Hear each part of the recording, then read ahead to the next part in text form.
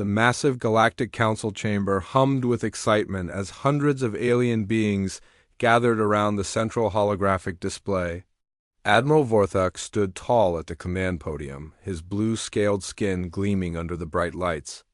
His red eyes swept across the assembled crowd of creatures from dozens of different worlds, all waiting to hear about the next target for the Hegemony expansion fleet. "Fellow council members," Vorthok began, his voice echoing through the vast chamber. "Today we discuss the conquest of a primitive world called Earth. Our scouts have returned with excellent news. This planet has no defenses whatsoever." A ripple of amused chittering and growling sounds filled the chamber. Intelligence Officer Nixara stepped forward, her long snake-like body coiling as she activated the hologram. The image showed a blue and green planet spinning slowly in space, looking peaceful and defenseless. "The inhabitants call themselves humans," Nixara explained, her forked tongue tasting the air as she spoke. "They have achieved basic space travel, but nothing more. Their largest ships are simple cargo vessels and scientific probes. We counted only 193 spacecraft in their entire system, and none carry weapons stronger than chemical rockets." Commander Brix clicked his sharp mandibles together in what passed for laughter among his insect species. His compound eyes gleamed as he studied the data flowing across multiple screens. "Their cities shine like bright lights in the darkness. They make no effort to hide their populations or important buildings. They even broadcast their locations on radio waves for anyone to hear." "Show them the defense analysis," Vorthok commanded, clearly enjoying the moment. The hologram changed to show Earth from space, completely empty of orbital stations, energy shields, or military platforms. "As you can see, there are no space fortresses, no weapon satellites, no shield generators. The planet sits naked and unprotected." The alien delegates murmured among themselves, impressed by how easy this conquest would be. General Krex of the Bone Legion stood up, his skeletal frame towering over most other beings in the chamber. "How many ships will we need for this operation? Surely a dozen would be enough to subdue such a helpless world." Vorthok smiled, showing rows of sharp teeth. "We will send 300 ships. Not because we need them all, but because we want to send a message to the galaxy. We want every world to see what happens when the hegemony decides to expand. This will be a demonstration of our power." The vote was quick and unanimous. Every single council member agreed that Earth would make the perfect target. A defenseless world with valuable resources and a large population that could be enslaved. The conquest would be broadcast across the galaxy as a warning to any other worlds thinking of resisting hegemony rule. What none of these aliens knew was that far below Earth's oceans, in massive underwater facilities hidden from all detection, humans had been preparing for exactly this moment. The radio signals from deep space had been intercepted and decoded years ago. Earth's governments had secretly formed the Terran Defense Corps, and they had been working day and night to develop weapons that would change everything. Admiral Marcus Blake stood in the command center of Facility Omega, buried 2 miles beneath the Pacific Ocean. The enormous chamber was filled with banks of computers, tactical displays, and communication equipment. Hundreds of technicians worked at their stations, monitoring the approaching alien fleet and coordinating the final preparations for humanity's secret weapon. "Sir, long-range sensors confirm the enemy fleet has begun moving toward our system," reported Lieutenant Commander Torres, his fingers dancing across his control panel. 300 ships, just as we predicted. They're taking the direct route through hyperspace." Blake nodded grimly. His weathered face showed no emotion, but inside he felt the weight of humanity's future pressing down on him. "How long until they arrive?" 72 hours, sir. Maybe less if they increase speed."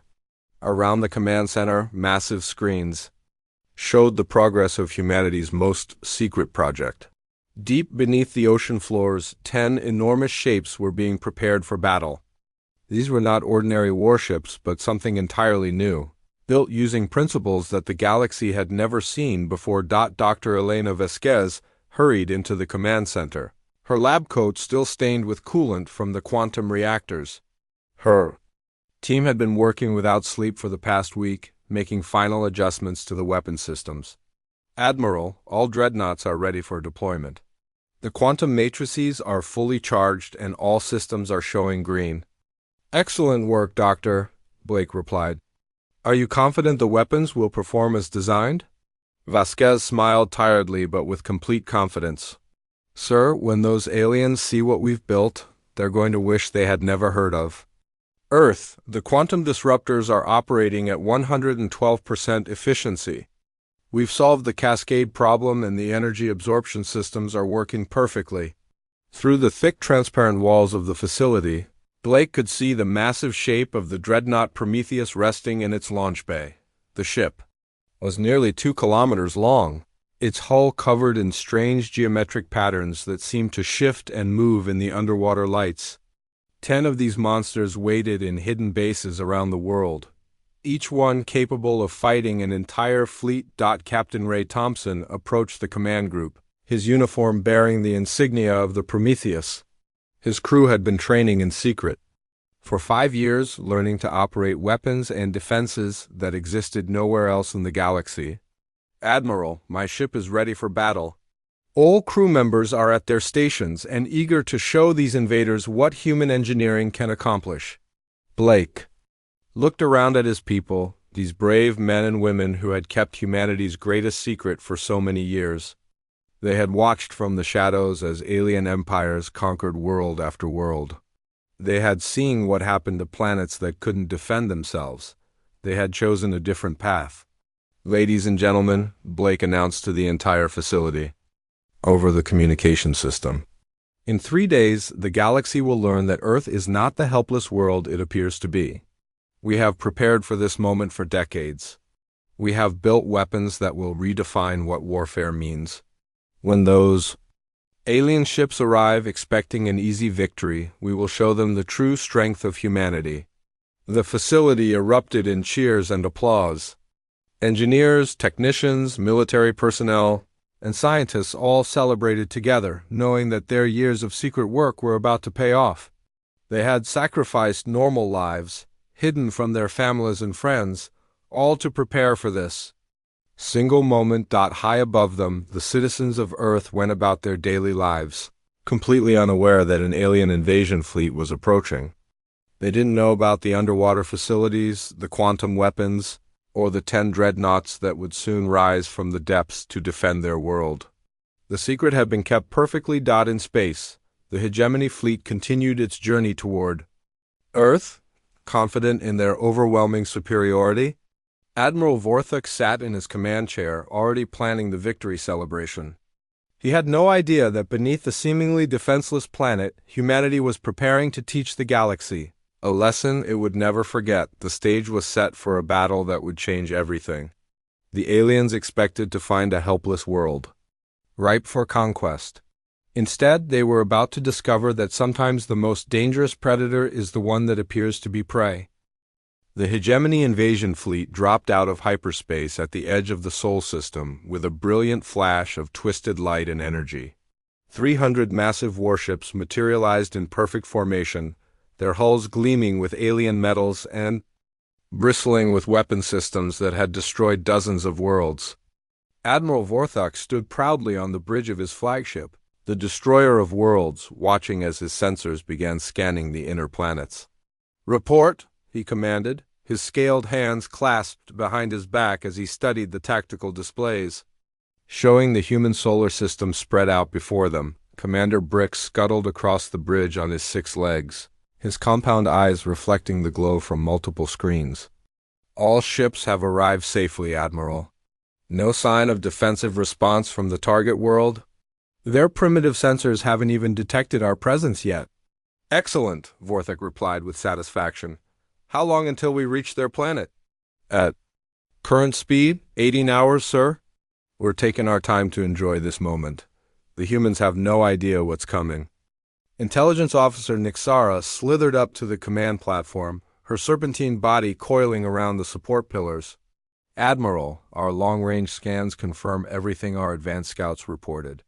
No orbital defenses, No weapon platforms? No military installations visible anywhere in the system. The planet appears completely helpless. Captain Gorvik laughed from his position at the weapons console, his voice booming across the bridge.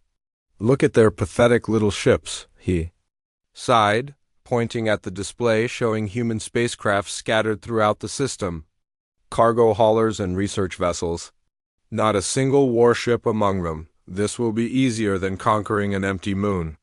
What none of the aliens realized was that every movement of their fleet was being tracked and analyzed by hidden sensors. Throughout the solar system, deep beneath Earth's oceans, the Terran Defense Corps had been monitoring their approach since the moment they emerged from hyperspace. Every ship, every weapon signature, every tactical formation was being studied by humanity's most advanced computers.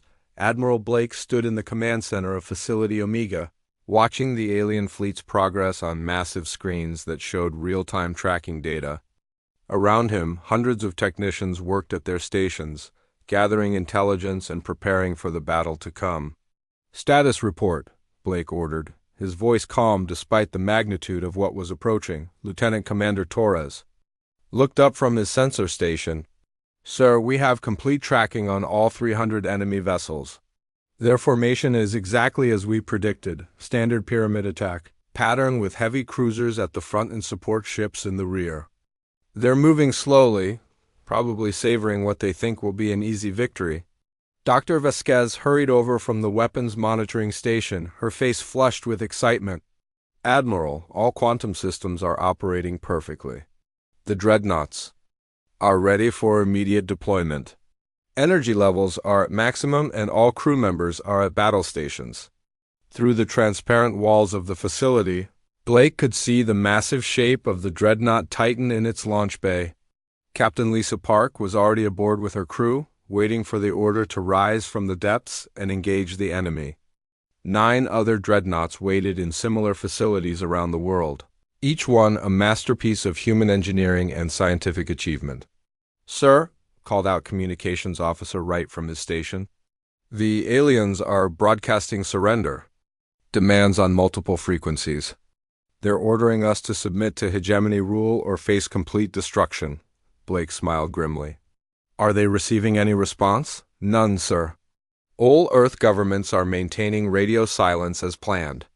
The aliens think we haven't even noticed them yet." High above the ocean, the invasion fleet continued its leisurely approach toward Earth. Admiral Vorthok was in no hurry to end what he expected to be a perfect demonstration of hegemony power. He wanted other worlds to hear about this conquest and understand that resistance was futile. "Begin broadcasting on all frequencies," Vorthok commanded. "I want the entire galaxy to witness what happens to planets that lack proper defenses. This will be a lesson that lasts for generations."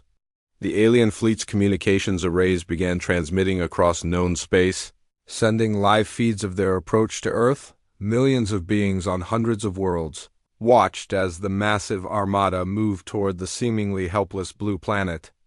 Many species that had been considering resistance to hegemony expansion quietly abandoned those plans. On Earth, Captain Thompson stood on the bridge of the dreadnought Prometheus, reviewing final system checks with his crew. The ship's quantum reactors hummed with barely contained power, ready to unleash forces that would redefine what warfare meant. His officers moved efficiently through their preparations, years of secret training evident in every action. "Captain," reported his weapons officer, Lieutenant Davis, "all quantum disruptors are charged and ready. The cascade generators are standing by and the reality anchors are locked in position. We're ready to show these invaders what human science can accomplish." Thompson nodded, his hand resting on the command chair that would soon control one of the most powerful weapons ever created. "Excellent work, Lieutenant. Make sure all crew members understand their roles. Today we're not just defending Earth, we're announcing humanity's presence to the galaxy." In the depths of the Pacific, Admiral Blake received reports from all 10 dreadnought commanders. Each ship was ready for battle, their crews eager to spring the trap that had been decades in the making. The aliens still had no idea what was waiting for them beneath Earth's seemingly peaceful oceans. "Admiral," reported Captain Park from the Titan, her voice clear over the secure communication channel. All ships report ready for immediate deployment. The quantum matrices are fully charged and we're prepared to engage on your command. Understood, Captain. Hold position until the enemy fleet reaches optimal range.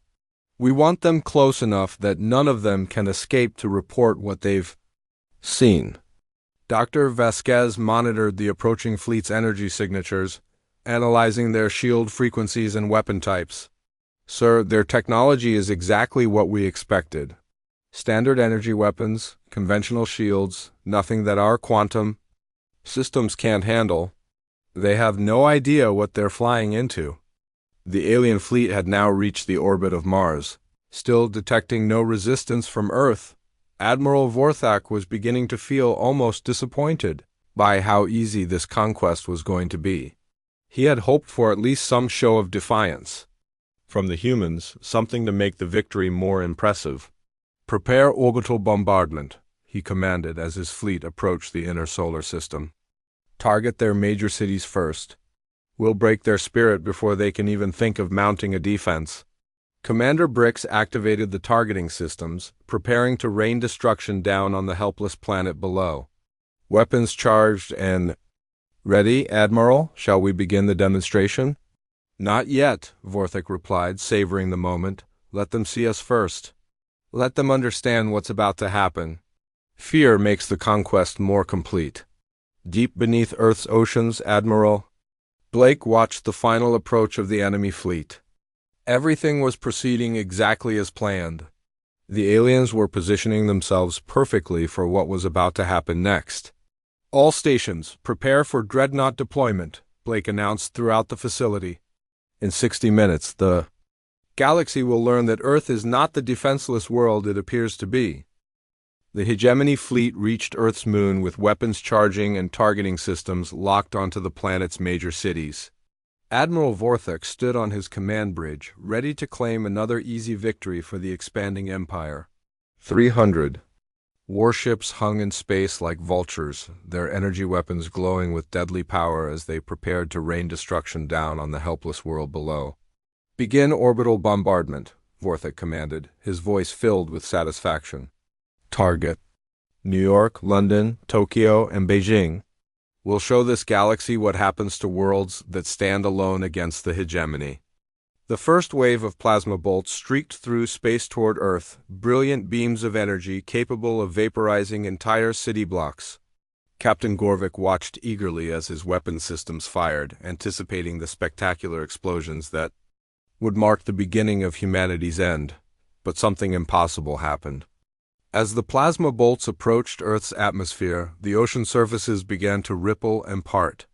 Massive structures started rising from the depths, breaking through the water like ancient monsters awakening from eternal sleep. The alien weapons struck shields that materialized around these emerging giants, and the deadly energy simply vanished, absorbed as if it had never existed.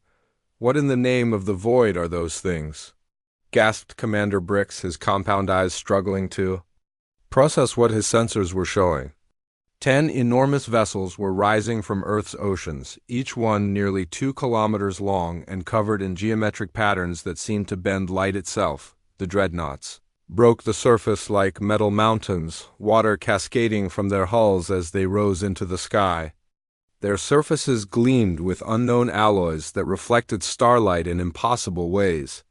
Energy fields surrounded each ship, crackling with power that made the aliens' most advanced sensors scream warnings about readings beyond their measurement. Capabilities? Admiral Vorthak stared in shock as his supposedly easy conquest transformed into something he had never seen before. Impossible. Our intelligence reports showed no military installations, no orbital defenses, no advanced technology. Where did these ships come from? Intelligence Officer Nixera's voice trembled as she tried to make sense of the sensor data flowing across her screens.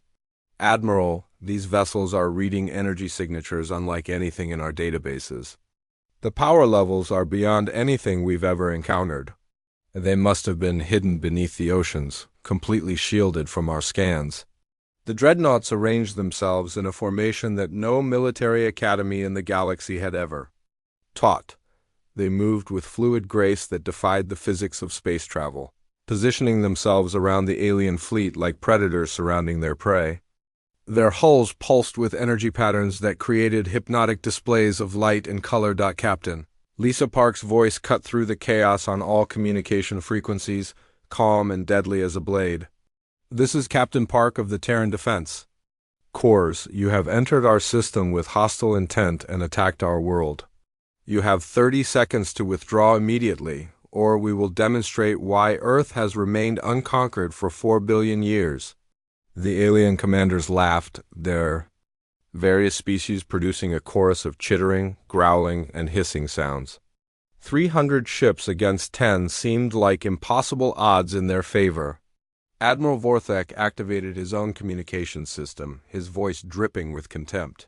Foolish humans, your 10 ships cannot stand against the might of the hegemony. Fleet, surrender now, and we may allow some of your population to survive as slaves.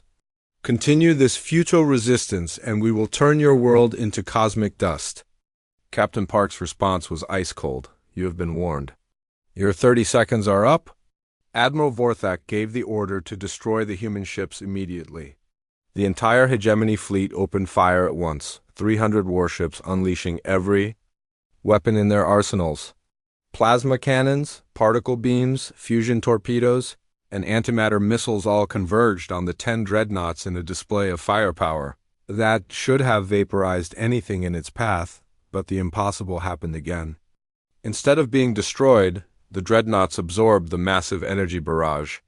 Their shields flared brighter as the alien weapons struck them, but rather than overloading, the quantum collection matrices built into their hulls converted the incoming energy into power for their own systems. Dr. Vasquez watched from her monitoring station deep beneath the Pacific, her instruments tracking the energy absorption process with scientific fascination. Perfect, she whispered to herself. The quantum matrices are processing their entire bombardment. They're charging our weapons with their own attacks. The dreadnoughts' hulls grew brighter with each impact from alien weapons. Energy readings climbed beyond anything in galactic records as the ships converted enemy fire into fuel for systems that operated on principles the aliens couldn't comprehend. The geometric patterns on their surfaces began to pulse in rhythm with the absorbed energy. Commander Brick stared at his sensor displays in growing horror. Admiral, our weapons are making them stronger. Every shot we fire is increasing their power levels. This is impossible according to every law of physics we know. Captain Thompson stood on the bridge of the Prometheus, watching as his ship's energy reserves climbed beyond maximum capacity. Years of secret research and development had led to this moment. The quantum cascade reactors were performing perfectly, turning the aliens' own firepower against them. All ships, Thompson announced over the secure channel connecting all 10 dreadnoughts. Weapons are fully charged courtesy of our visitors, prepared to return their generous gift. The dreadnoughts stopped absorbing energy and began to move. They flowed through space like living creatures, their movements defying everything the aliens knew about spacecraft propulsion. There were no visible engines, no reaction mass, no energy trails, just smooth, impossible motion that spoke of technologies beyond galactic comprehension. Admiral Vorthak felt the first cold touch of fear creeping into his mind. All ships maintain formation and continue firing. They're using some kind of trick to absorb our energy, but they can't store it forever. Keep hitting them until their systems overload. But Intelligence Officer Nixora's sensors were telling a different story. Sir, the human ships aren't showing any signs of overload. Their energy levels are stable and continuing to climb. Whatever technology they're using, it's completely unknown to us. The dreadnoughts spread out in their mysterious formation, each one taking position around different sections of the alien fleet. They moved with purpose and intelligence, coordinating their actions in ways that suggested advanced artificial intelligence or telepathic communication between their crews. Captain Park opened communications again, her voice carrying across the battlefield to every ship in both fleets. You came here expecting to find a defenseless world. You were wrong. We have been watching your empire expand across the galaxy, and we have been preparing Today you learn what happens when you threaten humanity. The aliens continued their desperate bombardment, pouring everything they had into their attacks on the human ships. But with each passing moment, it became more obvious that their weapons were useless. The dreadnoughts absorbed every shot, converted every particle of energy, and grew stronger with each attack. General Krex of the Bone Legion tried to rally his forces over the communication channels. All ships, focus your fire on a single target. Concentrate everything on the lead vessel. We can overwhelm their absorption capabilities if we hit them with enough firepower simultaneously. 200 surviving ships turned their weapons on the Prometheus, unleashing a concentrated barrage that lit up space like a newborn star. The energy levels were enough to crack planets, more destructive force than most species could imagine. It struck the dreadnought's shields in a brilliant display of light and power. Captain Thompson smiled as his ship's energy reserves reached levels that would have been impossible with conventional technology. "Thank you for the recharge," he said calmly over the open channel. "Now allow me to return the favor with interest." The moment had arrived to show the galaxy what Terran engineering could accomplish. Captain Thompson gave the order that would change galactic history forever. All ships, weapons free. Show them what human science can accomplish. The dreadnoughts opened fire, and the universe learned a new definition of destruction. These weren't energy beams or projectile weapons like the aliens expected. The quantum disruptors that emerged from the human ships operated on principles that violated everything the galaxy knew about warfare. Reality itself became a weapon as the Terran vessels unleashed forces that could unravel matter at the molecular level. The first shots struck 3 hegemony cruisers simultaneously. Admiral Vorthek watched in absolute horror as the massive warships didn't explode or burn, they simply ceased to exist. The quantum weapons reached out across space and convinced the atomic bonds holding the ships together that they no longer needed to work. Metal, plastic, flesh, and energy all scattered into cosmic dust as if the vessels had never been built. "Impossible!" screamed Commander Brix, his mandibles clicking frantically as he tried to understand what his sensors were telling him. "Our shields should have stopped any known weapon. Those ships just vanished. They didn't explode, they didn't break apart, they just stopped existing." Captain Park's voice cut through the chaos on all frequencies, calm and terrifying in its certainty. "Your shields are designed to stop energy and matter. Our weapons target the quantum bonds that hold reality together. You cannot defend against what you cannot understand." The remaining alien ships tried desperately to retreat, but the dreadnoughts had positioned themselves perfectly. They moved through the hegemony formation like sharks through a school of fish, each shot from their quantum cannons deleting another enemy vessel from existence. Ships that had conquered dozens of worlds disappeared in flashes of light as their molecular structure was simply erased. Intelligence Officer Nixara stared at her instruments in growing panic. "Admiral, we're losing ships faster than our computers." "Contract. Whatever those weapons are doing, our shields and armor are completely useless against them. We have no defense against this technology."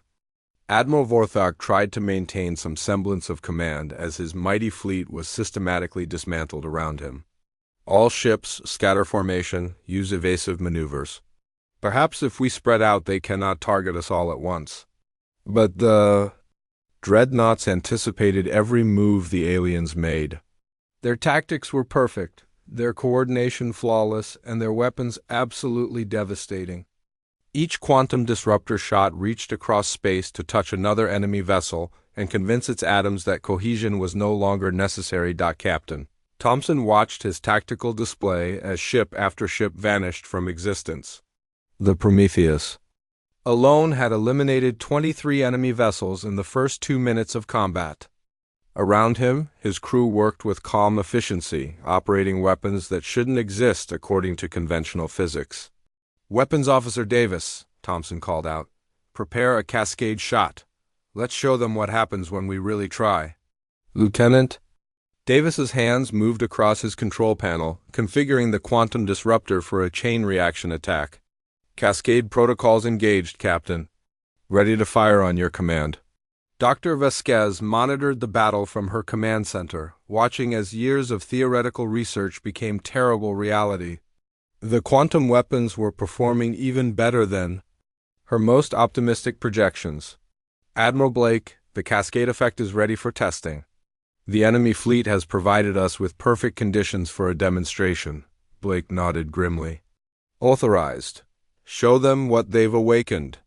The Prometheus fired a single shot, but this one was different from the molecular disintegration beams that had been eliminating individual ships.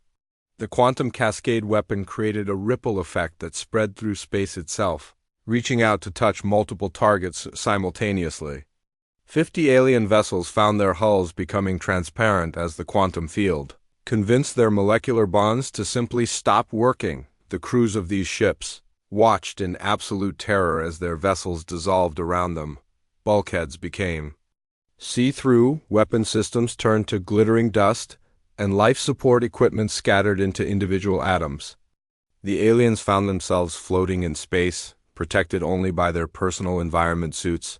As their mighty warships ceased to exist, General Krex tried to rally his surviving forces, his skeletal frame shaking with rage and fear. All ships ramming speed. If we cannot destroy them with weapons, we'll destroy them with our ships themselves. At least we can take some of them with us. 30 alien vessels turned toward the nearest dreadnought, pushing their engines to maximum power in desperate suicide attacks. But Captain Park was ready for them. The Titan's quantum disruptors reached out like invisible hands, touching each attacking ship and erasing it from reality before it could get within 1,000 kilometers of its target. Ramming attack neutralized, Park reported calmly over the communication channel. Enemy vessels eliminated with 0 damage to friendly forces. Admiral Vorthek finally understood the trap his fleet had flown into. These humans had been watching the hegemony expansion, studying their tactics, and preparing for exactly this moment. The seemingly defenseless world had been bait in a carefully planned ambush. They knew we were coming, he whispered to himself, the terrible truth sinking in. They wanted us to attack Earth. They wanted us to bring our entire fleet here. This was all planned from the beginning. Captain Park's voice confirmed his worst fears. Did you think we hadn't noticed your expansion pattern, Admiral? We've been tracking your empire for 50 years, waiting for you to make the mistake of coming to our system. Welcome to the graveyard of the hegemony fleet. The battle, if it could even be called that, continued for another 20 minutes. The dreadnoughts methodically eliminated every alien ship that didn't flee immediately. Their quantum weapons made resistance impossible and escape nearly so. Ships that had terrorized entire star systems vanished like morning mist before weapons. That operated on principles beyond galactic understanding. Commander Brix tried one final desperate tactic, ordering his remaining vessels to target Earth's surface directly. If we cannot win, we can at least complete our mission. Fire everything at their planet. Destroy their cities even if it costs us our lives. The surviving alien ships turned their weapons toward Earth, preparing to rain destruction down on humanity's homeworld in a final act of spite. But the dreadnoughts were faster. Quantum disruptors reached out across space to touch each attacking vessel, and the bombardment fleet simply stopped existing before it could fire a single shot. Earth remains untouched, reported Captain Thompson. All ships attempting planetary bombardment have been eliminated. Dr. Vasquez watched the tactical display with satisfaction.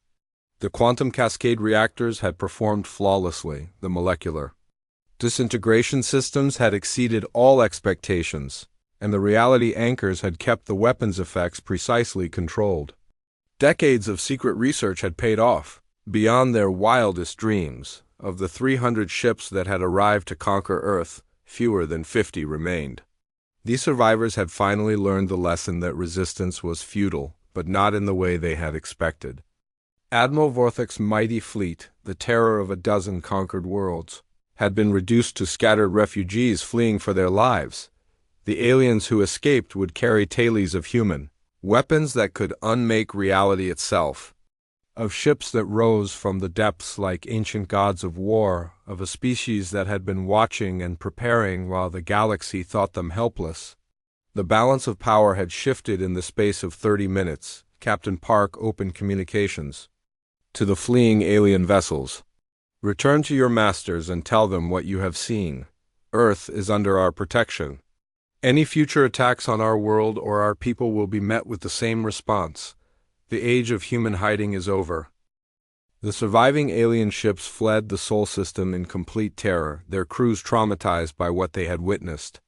Admiral Vorthik sat in his command chair aboard one of the few remaining vessels, staring at the tactical display that showed the impossible truth. The mighty hegemony invasion fleet, 300 ships strong, had been reduced to 47 scattered survivors by 10 human vessels using weapons that shouldn't exist. News of the battle spread across the galaxy faster than light itself. The emergency broadcasts from the fleeing ships told an incredible story that most civilizations initially refused to believe. Earth, the primitive world that had seemed so helpless, possessed weapons that could erase ships from existence and technology that operated beyond known physics. Back on Earth, the 10 dreadnoughts descended slowly into their hidden ocean bases, their hulls still glowing with residual energy from the quantum weapons. The secret that humanity had kept for decades was no longer necessary. The galaxy now knew that Earth was not defenseless. It was the most dangerous planet in known space. Admiral Blake stood before an emergency session of the United Nations, finally able to reveal the truth that had been hidden for so long. World leaders sat in stunned silence as he explained the underwater facilities, the quantum weapons research, the decades of careful preparation for this exact moment. For 50 years we have watched from the shadows as empires rose and fell among the stars, Blake announced to the assembly. We have seen what happens to worlds that cannot defend themselves. We have witnessed the conquest and enslavement of helpless populations. We chose a different path. The revelation sent shockwaves through human society. The truth about the Terran defense corps, the hidden bases beneath the oceans, the massive ships that had been built in secret, all of it had been concealed to maintain the illusion of a defenseless world. Citizens learned that their governments had been working together for decades, pooling resources and knowledge to create the ultimate defense. Dr. Vasquez addressed the scientific community, explaining how quantum mechanics had been weaponized in ways that previous theories suggested were impossible. We discovered that reality itself is more flexible than we thought. By manipulating quantum fields at the subatomic level, we can convince matter that it no longer needs to hold together. The molecular bonds simply stop working. The dreadnought captains became instant legends. Captain Park, Captain Thompson, and their 8 colleagues were hailed as the defenders who had faced down an empire and won. But they knew this was just the beginning. The galaxy was full of threats, and humanity had just announced its presence in the most dramatic way possible. Other galactic powers reacted swiftly to the news of the hegemony's defeat. The Crystalline Syndicate, which had been planning their own expansion toward human space, quietly canceled their military operations and instead sent diplomatic envoys. The Void Hunters, notorious for their planet-cracking weapons, suddenly found pressing matters in distant sectors of the galaxy. Captain Park stood on the bridge of the Titan as it patrolled the outer edges of the solar system, her ship's sensors watching for any signs of new threats. The communications channels buzzed with intercepted alien transmissions as various empires tried to understand what had happened at Earth and what it meant for their own plans. "Captain," reported her communications officer, "we're receiving surrender requests from 3 different star systems. Apparently word has spread that we're expanding human territory, and they want to submit before we arrive." Park smiled grimly. "Send a standard diplomatic response. Inform them that humanity has no current plans for territorial expansion, but we will remember their peaceful intentions if circumstances change." The hegemony itself was in complete chaos. The loss of their primary invasion fleet had sparked rebellions on a dozen conquered worlds. Species that had been enslaved for generations saw the defeat of their oppressors as a sign that the empire could be beaten. Admiral Vorthik found himself stripped of rank and facing a military tribunal for the greatest defeat in hegemony History. Dr. Vasquez and her research team were already working on next-generation quantum weapons, knowing that other powers would try to reverse engineer the technology they had witnessed. The arms race had begun, and humanity intended to stay ahead of it. Deep beneath the Pacific, new weapons were being designed that would make the molecular disintegrators look primitive. 6 months after the battle, the Galactic Council sent an official diplomatic mission to Earth. The delegation was led by Ambassador Thixon of the Neutral Trade Federation, along with representatives from every major galactic power. They approached the Sol system carefully, broadcasting peaceful intentions on every frequency. Admiral Blake, now serving as Earth's first ambassador to the galaxy, welcomed the delegation aboard the orbital station that had been hastily constructed to handle interstellar diplomacy. The meeting was broadcast live across human civilization, marking humanity's formal entry into galactic politics. "We come seeking dialogue and understanding," Ambassador Thixon announced, his translator converting his insectoid speech patterns into human language. "The galaxy acknowledges Earth's sovereignty and wishes to establish proper diplomatic relations." Blake studied the assembled alien diplomats, representatives of civilizations that had ruled the stars for thousands of years. Many of them looked nervous, clearly uncomfortable with the knowledge that humanity possessed weapons capable of erasing their home fleets from existence. "We have always been ready for dialogue," Blake replied calmly. "We simply wanted to ensure that when we spoke, the galaxy would listen." The negotiations that followed established humanity as the newest superpower in galactic politics. Trade agreements were signed, territorial boundaries were established, and defensive pacts were negotiated. The other powers were eager to avoid any conflicts with the species that had demonstrated such devastating military capabilities. Captain Thompson, now promoted to Admiral and Commander of the expanded Terran Defense Fleet, oversaw the construction of new dreadnoughts. The original 10 ships that had shocked the galaxy were joined by 20 more, each one incorporating improvements based on battle experience. Humanity was building a fleet that would ensure their safety for generations to come. The most surprising development came from former Admiral Vorthak himself. Stripped of rank and exiled from the collapsing hegemony, he arrived at Earth requesting asylum and offering to share intelligence about other galactic threats. His knowledge of alien military tactics and technology proved invaluable as humanity prepared for future challenges. "You showed mercy to our survivors," Vorthak explained during his debriefing with Admiral Blake. "No other species would have allowed us to escape. That mercy may have saved more lives than your weapons destroyed."